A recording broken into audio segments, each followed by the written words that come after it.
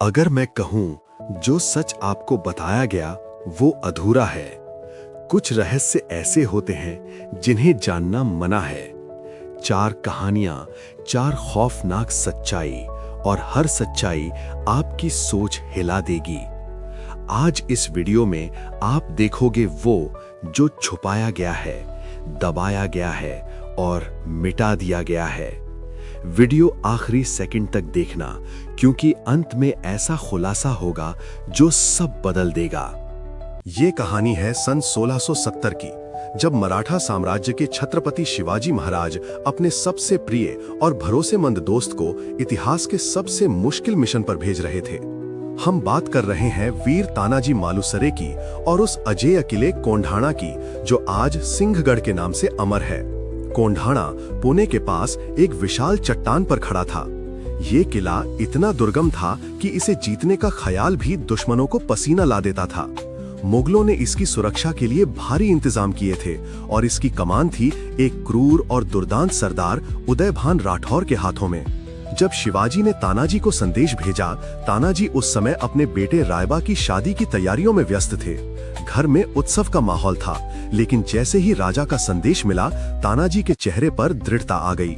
उन्होंने सारे समारोह रोक दिए और अपनी पत्नी और बेटे से कहा, रायबा की शादी का जश्न तभी मनेगा जब हम कोंढाणा जीत लेंगे। फिर शिवाजी महाराज के सामने उनकी ऐतिहासिक घोषणा गूंजी, पहले कोंढाणा, फिर रायबा की शादी। गोह की मदद से गुप्त आक्रमण। 4 फरवरी 1670 की वो रात इतिहास में दर्ज हो गई। तानाजी जानते थे सामने से हमला करना आत्महत्या होगी। उन्होंने किले की पश्चिमी ढलान चुनी, जो लगभग सीधी और जानलेवा थी। मुगलों को यकीन था कि वहां से कोई इंसान नहीं चढ़ सकता, इसलिए वहां पहरा नाम मात्र था। तभी शुरू हुआ वो अद्भुत कारनामा।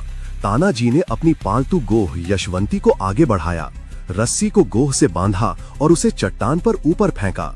गोह की पकड़ मजबूत थी, रस्सी जम गई और तानाजी सहित 300 मराठा सैनिक किले की दीवारों पर चुपचाप चढ़ गए। ये एक ऐसा दुस्साहस था जिसे देखकर इतिहास भी गर्व से भर उठा। ऊपर पहुंचते ही मराठा सैनिकों ने गर्जना की, हर हर महादेव। भीषण युद्ध छिड़ गया। तानाजी का सीधा सामना हुआ क्रूर सरदार उदयभान राठौर से। दोनों तलवारबाजी के धुरंधर थे। तलवारें टकराईं, चिंगारियां उड़ी, धरती कांप उठी। अंत में उदयभान ढेर हुआ।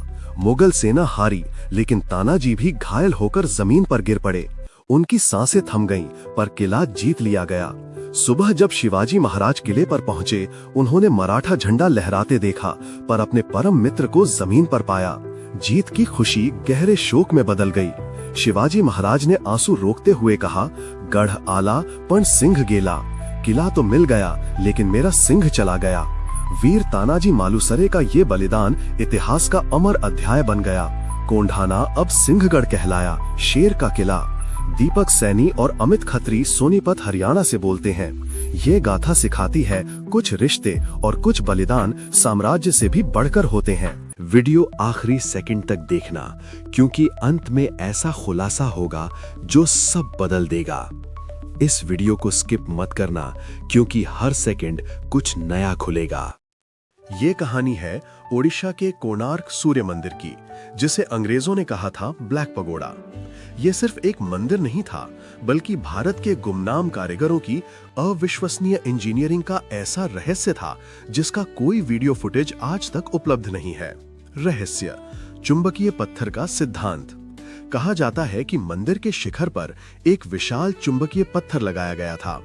नाविकों का मानना था कि ये पत्थर उनके जहाजों को भटका देता है, लेकिन असली रहस्य कुछ और था। विज्ञान के अनुसार वो चुंबकीय पत्थर किसी जादुई शक्ति के लिए नहीं, बल्कि संरचनात्मक संतुलन के लिए लगाया गया था।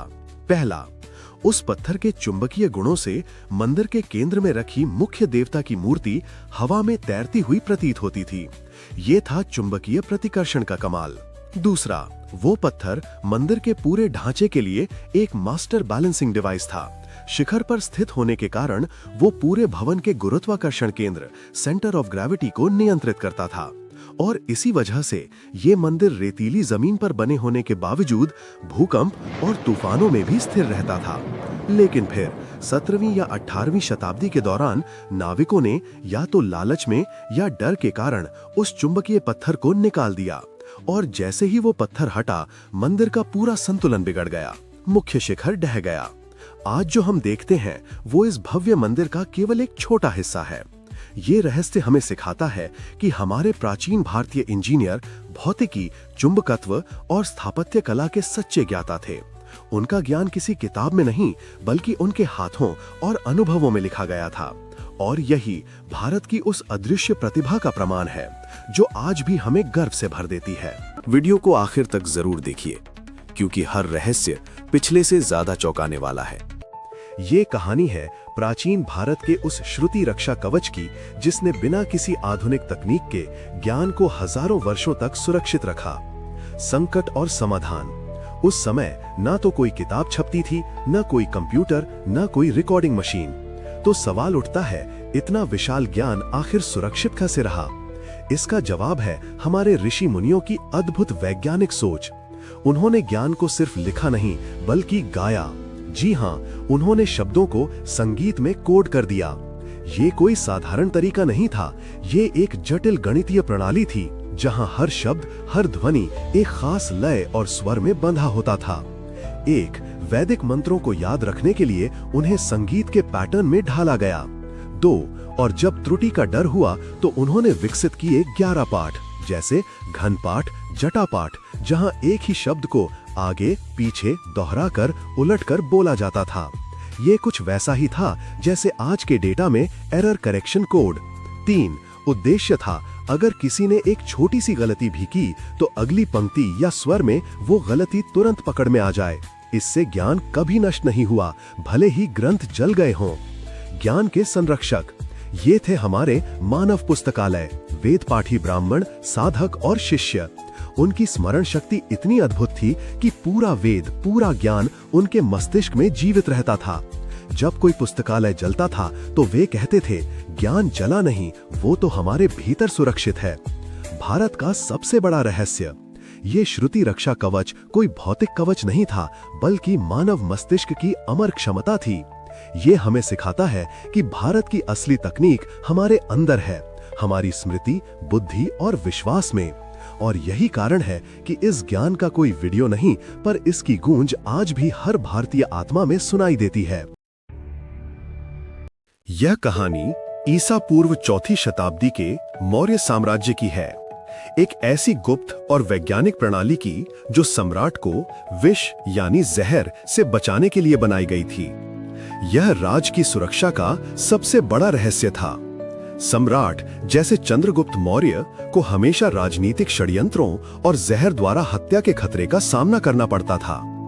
चाणक्य जैसे महान विद्वानों ने इस खतरे से निपटने के लिए एक विशेष चिकित्सा रक्षा प्रणाली की स्थापना की, ऑपरेशन विष प्रतिरोध यानी राजवैद कवच। यह प्रणाली आयुर्वेदिक ज्ञान और जैविक प्रतिरोध पर आधारित थी और 3 गोपनीय स्तरों पर काम करती थी। 1, राजवैद सम्राट को बचपन से ही नियंत्रित और सूक्ष्म मात्रा में जहर देना शुरू कर देते थे।